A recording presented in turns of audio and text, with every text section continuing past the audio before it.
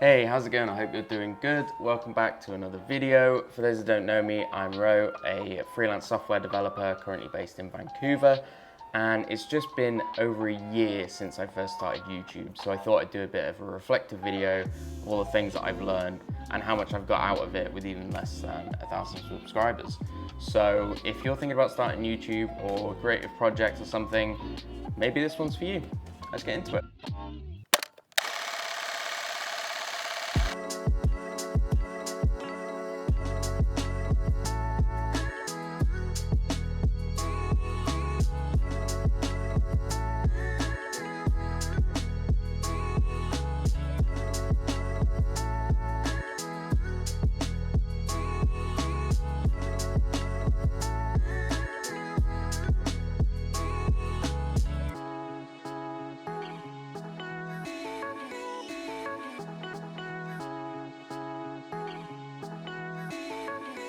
So I have to say, I really didn't think I'd ever do something like this. I think I primarily started doing this because I thought it would help me with my job search, in all honesty. I could connect it to my portfolio, show people what I'm actually like, get my point across, whilst also being able to show my technical ability and things like that. But it's just kind of turned into this other creative outlet for me, and I love making videos, I love editing videos, putting things together. So yeah, it's been such a great thing to get into. I still don't know what I'm doing with it, to be honest, and I still don't know what I'm doing in my career. I love being a freelance software developer, but there's so many other things I love, design and creative stuff as well. So I feel like YouTube's a really good outlet for me with that. But anyway, here's the 7 biggest lessons I've learned from my time in doing this, and some unexpected ones as well.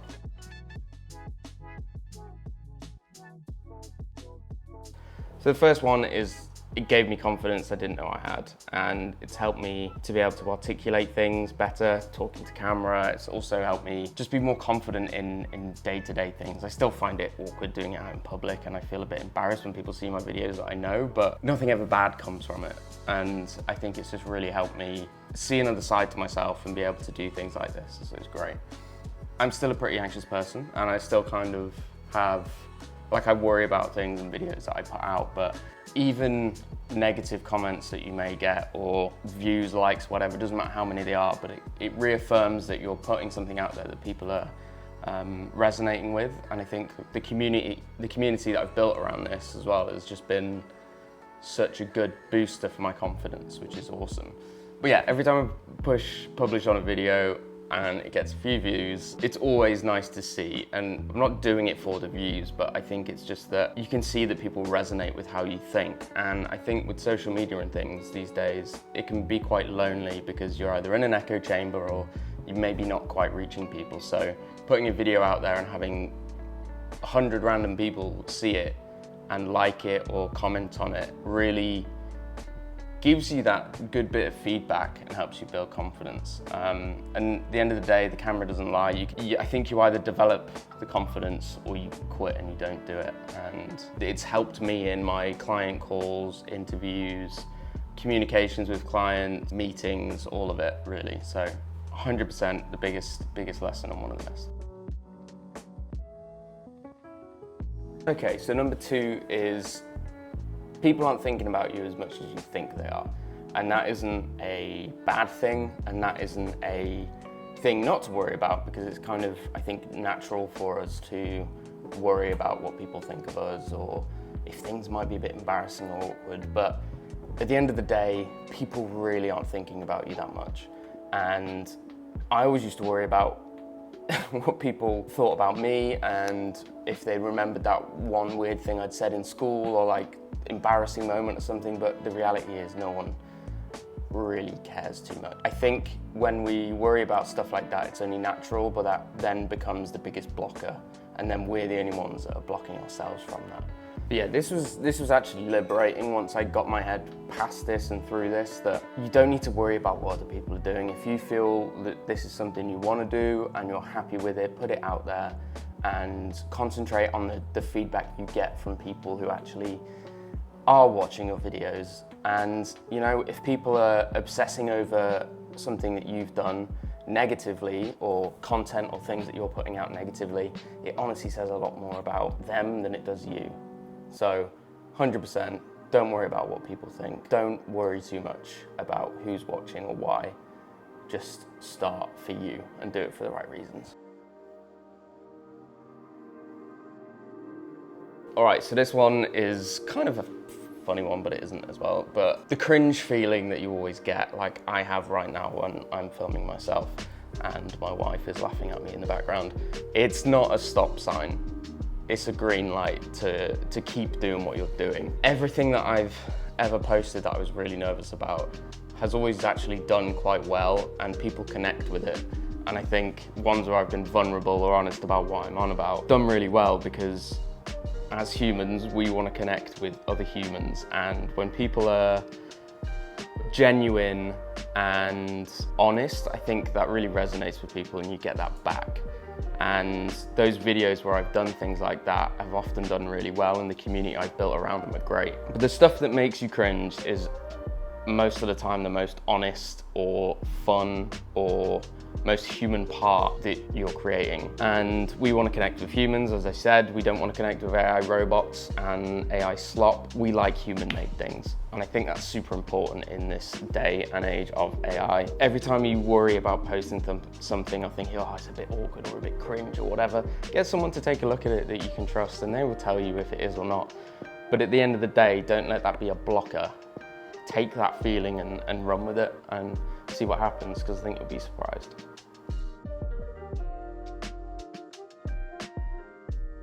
So, lesson 4, consistency beats perfection every single time. And I kind of learned this by being really inconsistent and failing at it. But I don't necessarily mean consistency in terms of posting every day or every week, but consistently posting quality content in a way, and take your time with it. Like, I worry about posting every single week, and I've taken a couple of weeks off now just to concentrate on work and a few other things. But every time I post something, whenever I rushed it, I've hated it. So I think try and keep consistent in your time frame, but if you're not happy with something, try and make sure that it's consistently quality and at the same level that you're happy with. Like, I spent weeks perfecting different things and different videos. I filmed this video twice because I finished it all, and me and my wife reviewed it, and it was just not very me or authentic, and I kind of switched it up to do it like this. But the algorithm doesn't care if your video is perfect. At the end of the day, it cares if you show up and post and do your thing, but also make sure you're posting for the right reasons, not to follow what everyone else is doing. Yes, that may help you in terms of views and likes and stuff, but if you're doing that and not actually resonating with the stuff that you're making, or it's not actually you, then that's going to drop off after a while, and it's not going to be you or authentic. And I think that's what your community wants. So keep showing up, but just keep the quality consistent and go from there. Getting there. All right, number 5. This one kind of caught me off guard, but it's kind of an obvious one at the same time. Doing this made me become a generalist in ways that I never really expected. And I've always been a bit of a generalist. I've worked in retail, in pubs and stuff. I've worked in project management, event management, running a music festival, software development. I've done all kinds of things. So I'm kind of already a generalist, but in doing this, I had to learn to edit, to film, to create thumbnails, which my wife does most of the time because she's better at it than me. A storyteller as well, and kind of really thinking about things I've never had to think about too much. But I started, as I said, this channel to talk about software engineering and to help me stand out in my job hunt, but I got better at video editing and design, marketing and storytelling, and understanding analytics, and kind of became a small, very low budget, one-man media company. It's kind of, not really, but just for me, it works. All of this pays off outside of YouTube as well. I think helps me work with clients and understand their social media needs, or how they can use their YouTube channel to help their website and marketing and things like that. So it really doesn't just teach you to make videos and become a content creator or anything. It kind of does make you into an entrepreneur and lends so many skills that work across different areas. So weird one to like not really realize, but yeah, I've learned so much from doing this.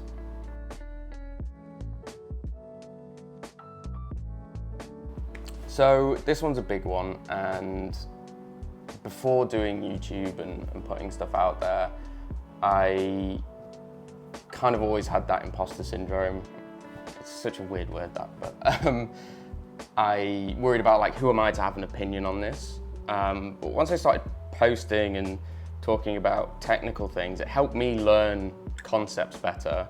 But it also, when people comment and ask you questions or talk to you about these things, it kind of gives you that boost of like, oh, I do know what I'm talking about, and it's evident because I've got this feedback. But I think when you constantly put ideas out there,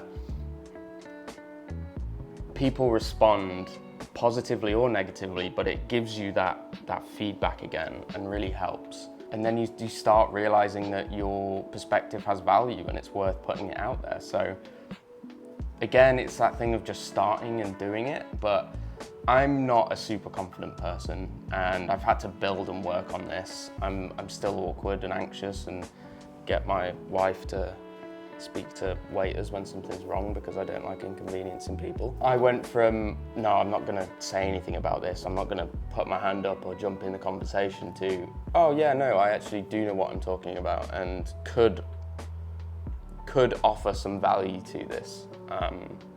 So yeah, again, similar to the confidence, but it gives you that belief in yourself. And it doesn't happen overnight. It's built through like repetitions and constantly doing things, putting yourself out there, learning new things. But every problem you solve for someone else, it's evidence that you're more capable than you thought. And that's for, if it's YouTube, if it's helping a friend out, if it's a client, if it's figuring out a coding problem, anything like that. All right, last one's a biggie, but don't follow the numbers. They will drive you crazy. And I've definitely fallen short of this. I'm worried too much about it. My first video got over like 10,000 views in a couple of days, and I think it's sitting at around over 20,000 now, which to me is huge. But ever since then, I was following that number, and then my next video got a couple thousand, then one after that a couple thousand, then I was under 1,000. And it's been this big, inconsistent kind of view count. And for so long I was obsessed over it and be like, oh, why is this not working? Or I try something new, started posting things that I didn't really want to post, or felt that they weren't really me because my other videos weren't getting the views. It became exhausting, and it's not the reason I'm doing this. Like, yes, it would be great if this could become monetized and another source of revenue, but that isn't why I'm doing this. I actually enjoy it, and I don't want to burn myself out on this and then not do it at all. So my new way of looking at it is just posting what I like. If that is like a little short film or lifestyle content or software engineering stuff, I'm just going to post it.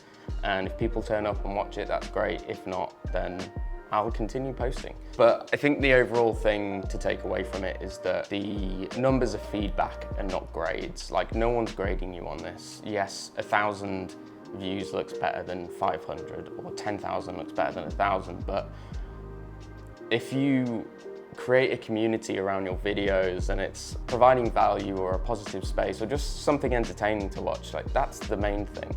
And again, you've got to do it for you and no one else. Now I understand analytics better and what titles work, what thumbnails work, and yeah, there is that whole side of it, but that's not the reason that I'm doing it. I'm not doing it to have the best thumbnails and click-through rate. I just enjoy making videos, and then we'll see what comes of it. But overall, I think for me, I just want to be authentic. I'm not trying to game the system. A company reached out to me recently asking if they would help me to grow and monetize my channel. And I was like, oh, I'm happy to have the conversation and look at it, and then got on the call and it becomes a cash grab kind of thing. And I'm not, yes, I want to keep doing this and I want to monetize it and all of that jazz, but I'm not gonna go for a quick fix, sell stuff to my small community that I really appreciate, and then run off with the money kind of thing. So, I mean, unless you want to be Mr. Beast, then by all means go ahead and do that. But you should create for yourself and continue what you want to do, because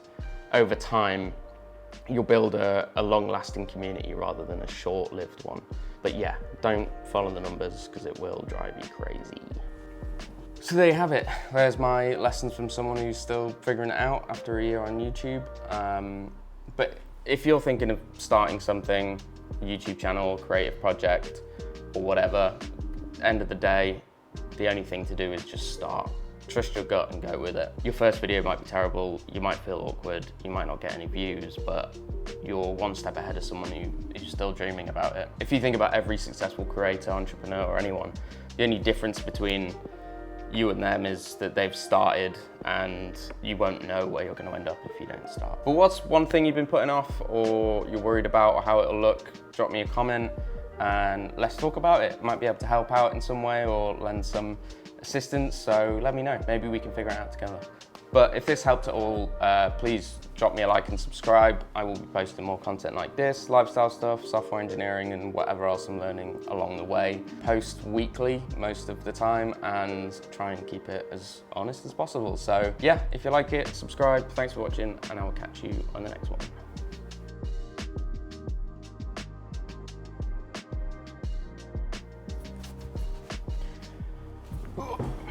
Hey, how's it going? I hope you're doing good. Welcome back to a new video. Why has that just happened?